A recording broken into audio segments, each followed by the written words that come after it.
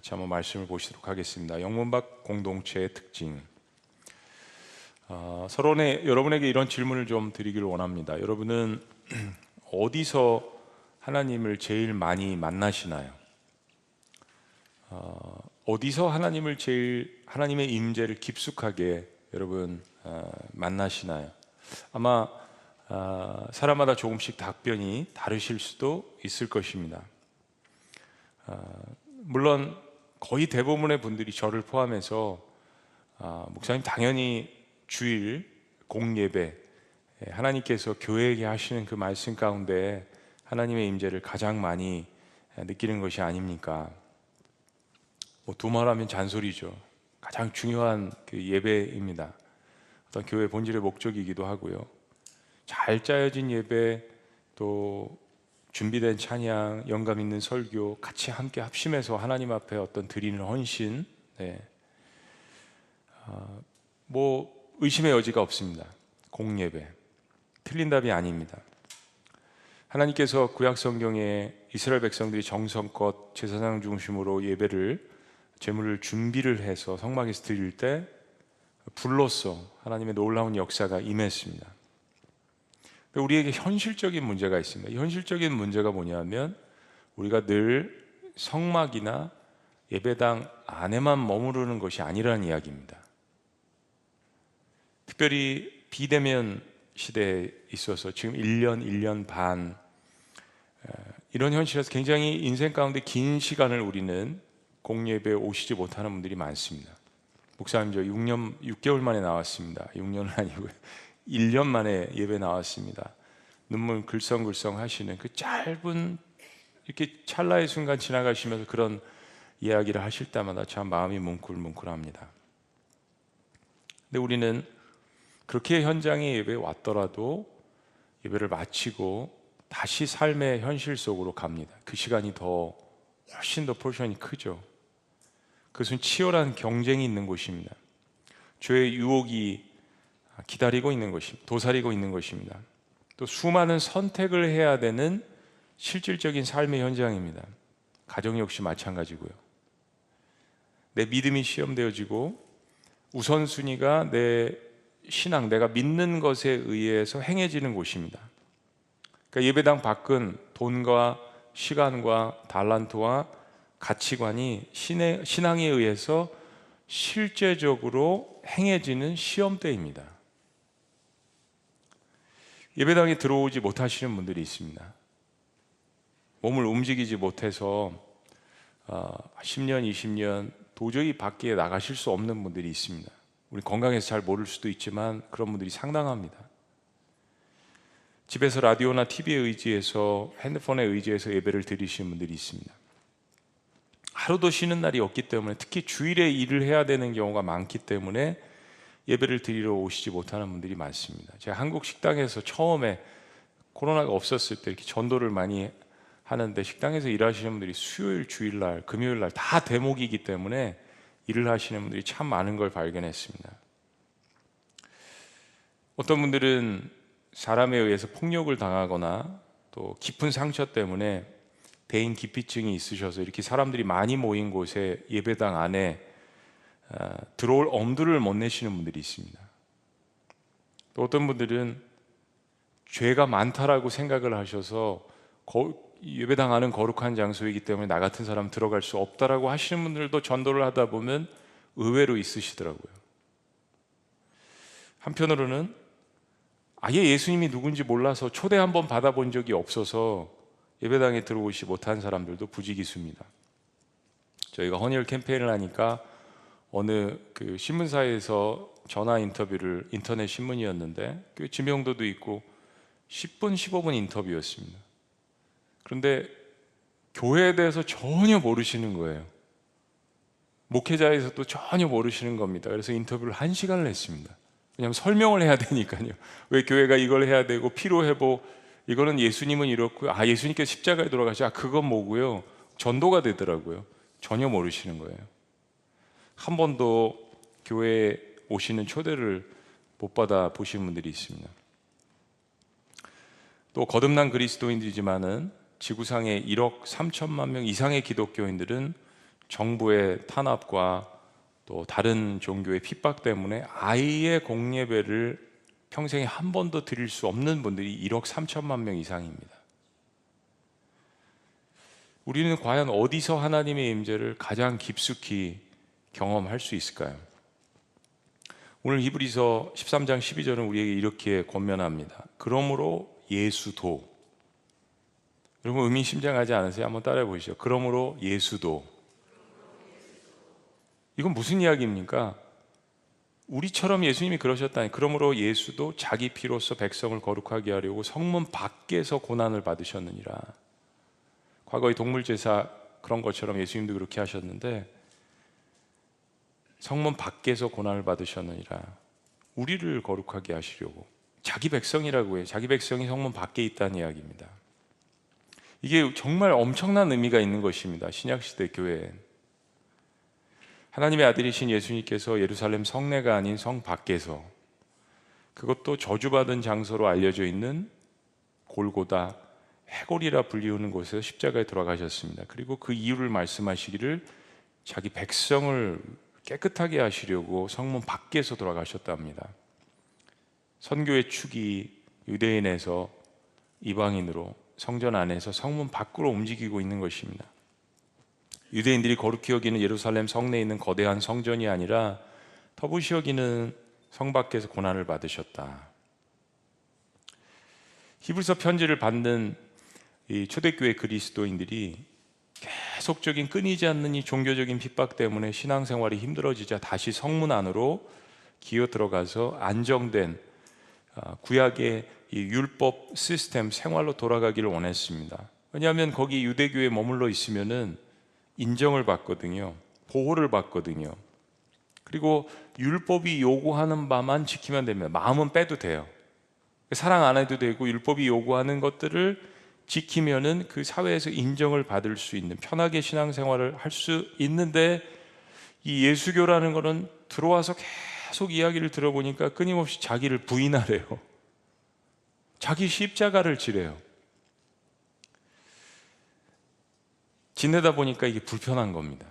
자꾸 양심을 찌르는 이야기만 하고 겉으로는 율법으로만 하면은, 율법을 지키면은 인정만 해주는 그게 더 편했지, 이건 더 높은 수준을 요구하는 것 같아요.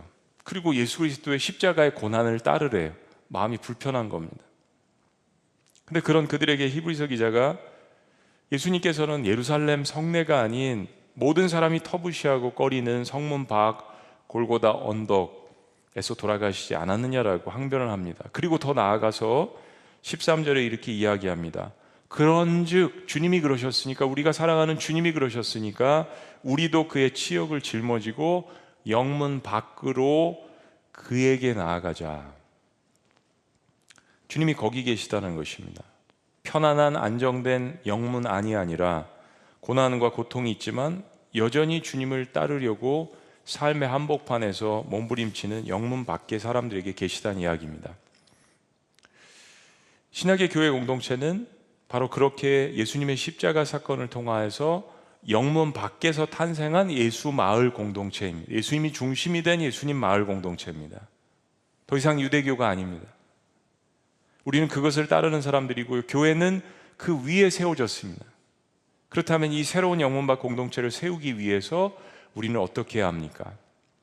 우리 지난 시간에 말씀 본 곳에 구체적으로 이제 히브리서 기자가 영문 밖 공동체를 세우기 위해서 네 가지의 특징을 이야기합니다. 자, 첫째는 썩어질 세상의 것들을 경배하지 말라는 것입니다.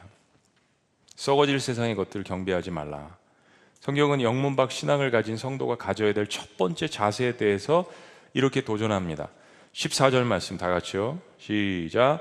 우리가 여기에는 영구한 도성이 없으므로 장차 올 것을 찾나니.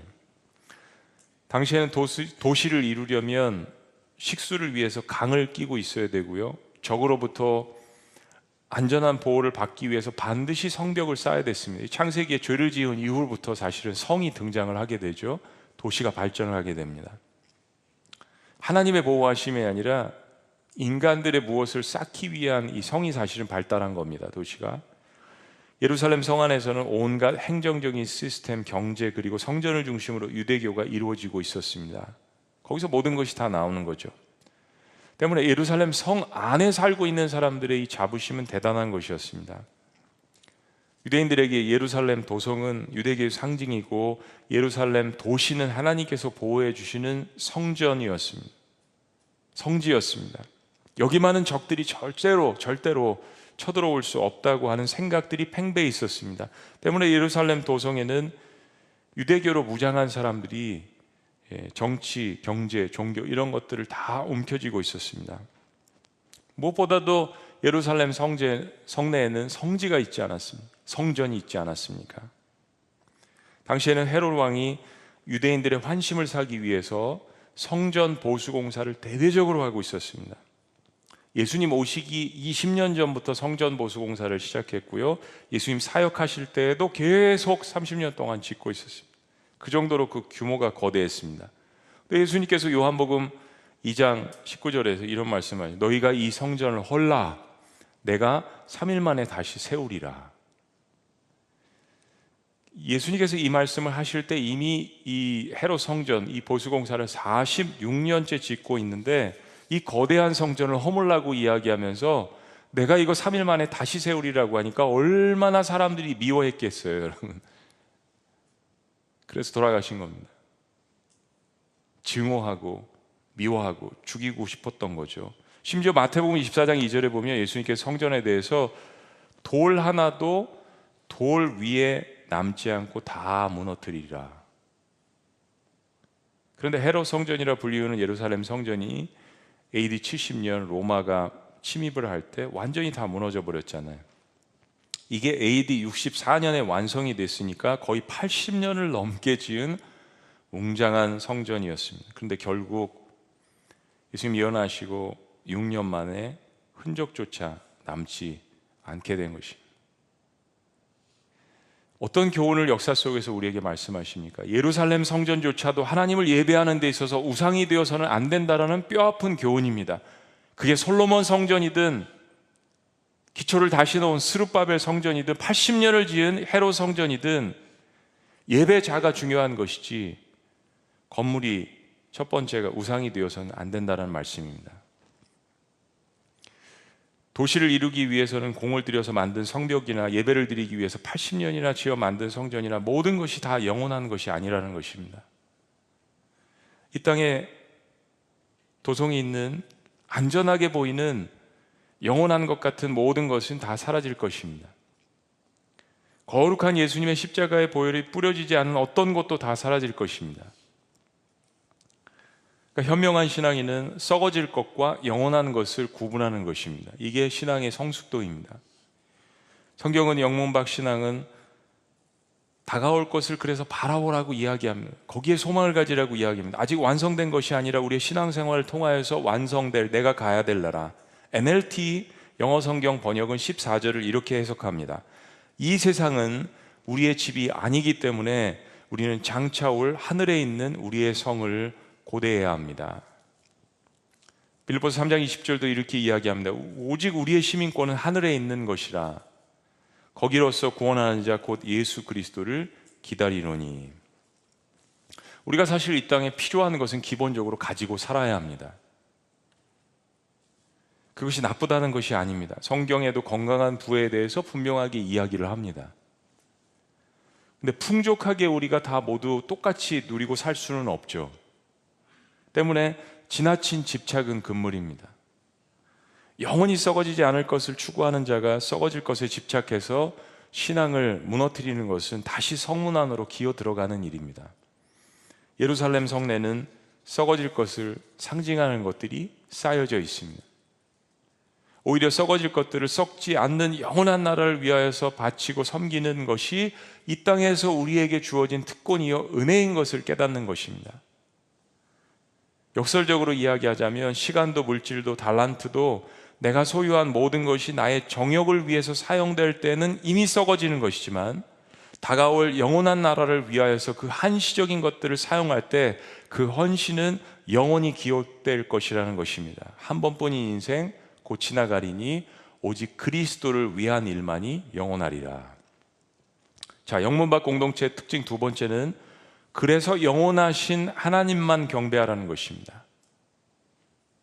비록 우리의 삶이 십자가를 따르기 때문에 엉망진창인 것 같고, 때로 혼돈스러운 것 같고, 때로 더 뒤죽박죽인 것 같고, 그런 가운데에서도 반드시 잊지 말아야 되는 것은 영원하신 하나님을 예배하고 찬미의 제사를 드려야 한다는 것입니다. 15절 말씀입니다. 우리 다 같이요. 시작. 그러므로 우리는 예수로 말미암아 항상 찬송의 제사를 하나님께 드리자. 이는 그 이름을 증언하는 입술의 열매니라. 그러므로라는 이 단어는 썩어질 것을 경배하는 것이 아니라, 앞에 이야기했던 그런 썩어질 것들을 경배하는 것이 아니라 썩지 아니하는 다가오는 영원한 것들을 가리키는, 이어주는 단어입니다. 그래서 우리가 늘 기억해야 되는 것은 우리의 경배의 대상, 예배의 대상, 찬송의 대상, 우리가 영광 돌리는 이 모든 대상은 오직 하나님 한 분뿐이시라는 이 사실,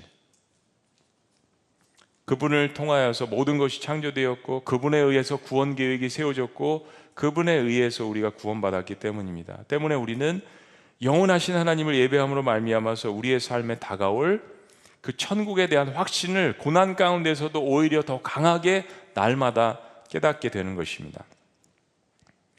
자, 그런데 이런 예배가 유대인들이 드리는 영문한 예배와 다른 것이 있습니다. 첫째는 우리가 예수로 말미암아서 하나님께 나아가는 것입니다. 여러분, 신약 성경에는 in Christ, 예수 안에서, through Christ, 예수를 통해서, by Christ, 예수에 의해서, 이 말씀이 중요한 대목마다 어김없이 등장합니다. 하나님께서도 내 아들 예수를 통하여서 내가 경배받고 예배받기를 원하신다라고 이야기하십니다. 더 이상 동물의 피를 내는 제사가 아니라 십자가에 돌아가신 그 예수 그리스도의 은혜를 통해서 하나님께 경배하며 나아간다는 것입니다. 예배하면서 내가 뭘 잘해서 내가 의로워서 하나님 앞에 나아가는 것이 아니라, 하나님이 우리를 보실 때 하나님 아들의 거룩한 피가 우리를 가려주게 되는 것입니다. 그 은혜를 온전히 깨닫는 사람이야 제대로 하나님 앞에 감사함과 찬송의 예배를 드릴 수가 있는 것입니다. 그래서 또 한 가지는 형식적으로 제물만 가져오고 성전의 마당뜰만 밟고 가는 율법적인 예배가 아니라, 그래서 온 마음과 정성과 뜻을 다하여서 하나님께 초점을 맞추고, 특별히 어떠한 상황 가운데서도 그래서 감사와 찬송을 올려드리는 그 예배, 하나님께서 그 중심을 보신다는 이야기입니다. 어떠한 상황 가운데서도 내가 나를 위해서 감사로 예배할 수 있는가? 어떠한 상황 가운데서도 내가 나를 사랑할 수 있는가? 똑같은 맥락입니다. 왜냐하면 우리가 그러한 죄악의 상황 가운데서도 하나님은 여전히 우리를 사랑하시고, 가장 죄악의 나락에 떨어져 있을 때, 우리가 여전히 죄인 되었을 때 하나님의 아들을 십자가에 못 박으셨기 때문에 우리에게도 동시에 똑같은 그 사랑의 그 퀄리티를 우리에게 물어보시는 것입니다. 예배의 그게 핵심이라는 거죠. 그래서 우리는 노래를 잘하든 못하든, 그 곡을 내가 알던 모르던 중요한 것이 아니라, 전심으로 지금 이 시간 내가 하나님을 예배하고 사랑하고 있는가, 하나님이 그것을 보고 계신다는 이야기입니다.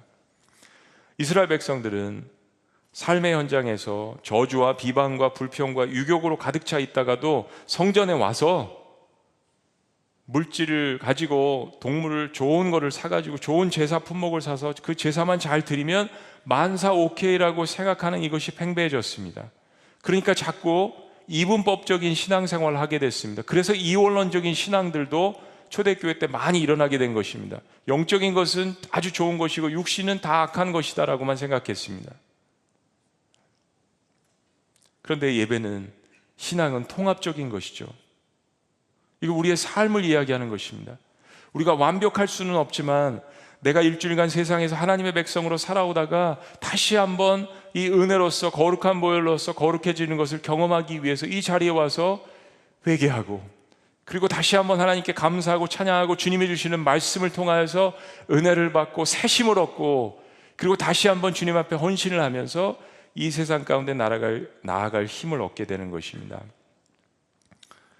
부족해서 실수하고 넘어질 때도 있지만, 하나님 사랑하는 것이 변치 않고 예수님 닮아가려고 몸부림치는 성도로서 하나님 앞에 넘치는 감사가 있어야 되는 것입니다. 여러분, 이 말씀을 기억했으면 좋겠어요. 하나님만이 영원하시고 그 영원하신 하나님을 예배하는 일도 영원하며, 그 예배를 감사함으로 드리는 우리도 영원할 것입니다. 왜냐하면 영원하신 하나님을 예배하기 때문입니다.